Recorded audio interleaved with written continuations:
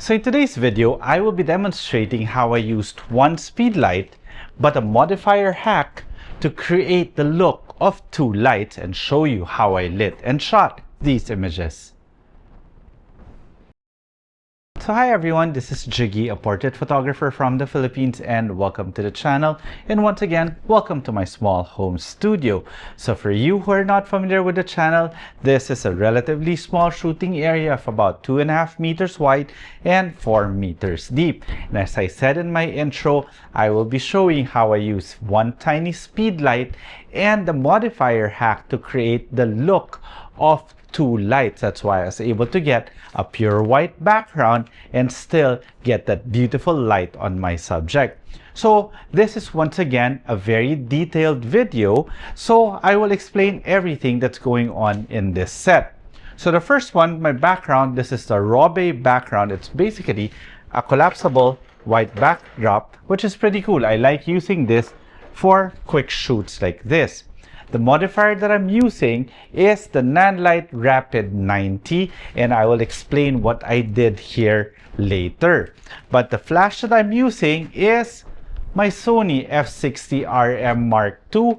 Basically this one, my Sony f60RM Mark II, and it's held in place using the Photix Cerberus. Okay, so what is so special about this modifier hack? Well, basically, I have the grid halfway, it's double diffused, and I'll explain later on why I did all of those things.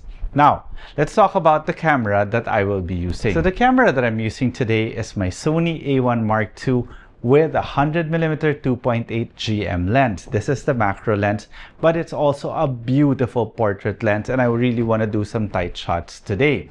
Now my settings are 1/320 f2.8 ISO 100, and everything, well, actually it's not yet, but I will be screen recording now using this one. This is my Xiaomi Pad 8. So now you're actually seeing everything that my camera is seeing. So every single image that you will see is straight out of the camera. Absolutely no editing will be done during the time of the shoot, but I might do an editing tutorial at the very end of this video.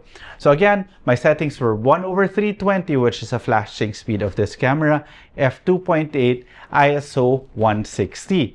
Now, this is the actual exposure. You can see it now. It's actually pitch black. It removes all existing ambient light. So the only light that you will be seeing whenever I take a photo is coming from my flash. So again, I'll turn off live view so that I can actually see what I am shooting. Now my white balance is set at 5600 Kelvin because my flash is rated for 5600 Kelvin. Now this one, a lot of people have been asking, this is a YC Onion Pineta Pro, and this one is held, or the Xiaomi Pad 8 is held in place using the Manfrotto tether something for the iPad or tablet. And of course, I've got my Falcom here. All right. So I guess with that out of the way, it's time for me to call in my beautiful wife, Coco, who will be my subject for today. Come on in, babe. Hi, babe.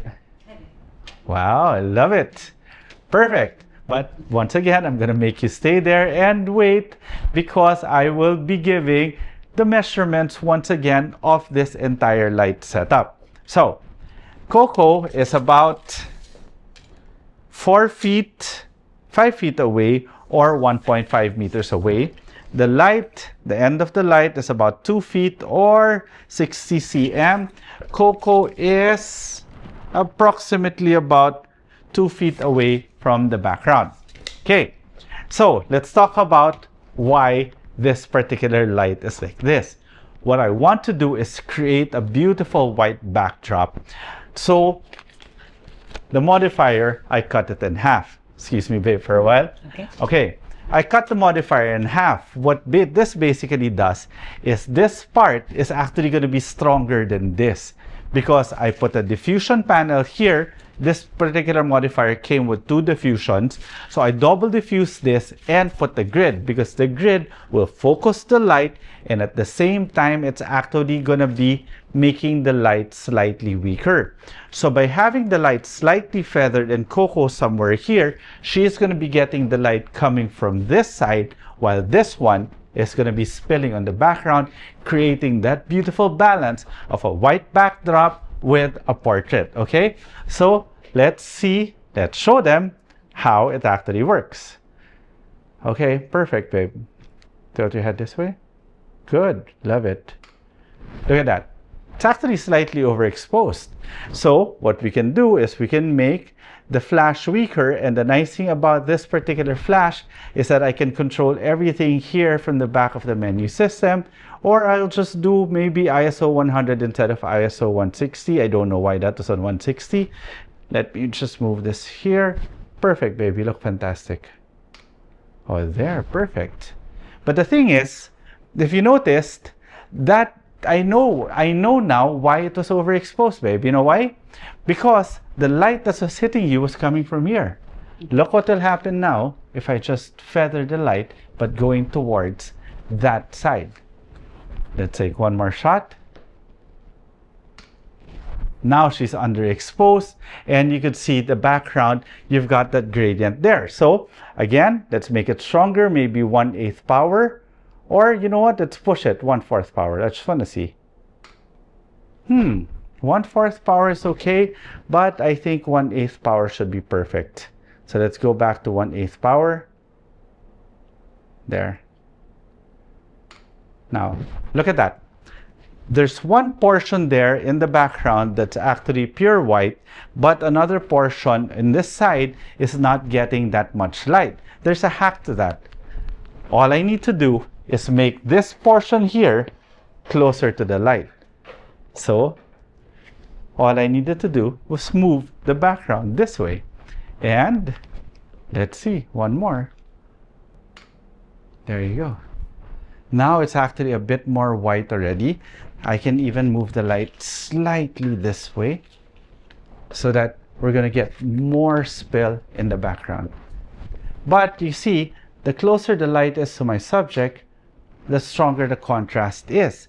So I'll bring up the light slightly and open up the shadows a little bit by adding a reflector.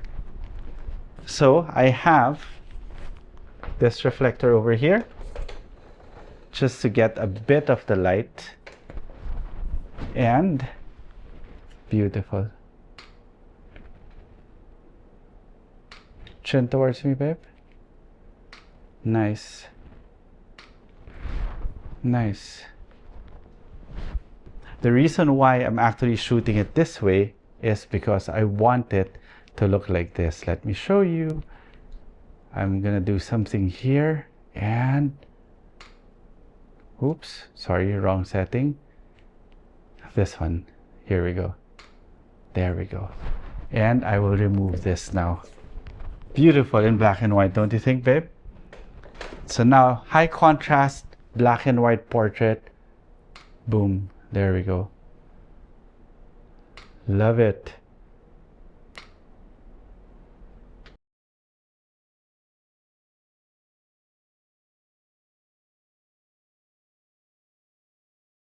It looks fantastic. Thank you very much, babe. All right. So just to recap, basically, in order to get two different light sources from one light, I actually modified my light so that this side is weaker and this side is stronger. And you saw it earlier that when I was demonstrating it, we mistakenly put Coco in this part and she was totally overexposed.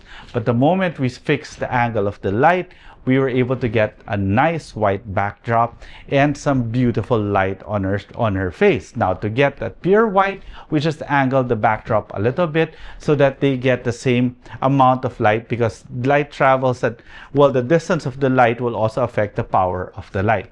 So I hope you enjoyed this video, and if you did, please do consider subscribing to the channel, and while you're at it, click that notification bell. And if you have any questions, feel free to leave them in the comment section below. And once again, don't forget to subscribe. Okay, till the next video.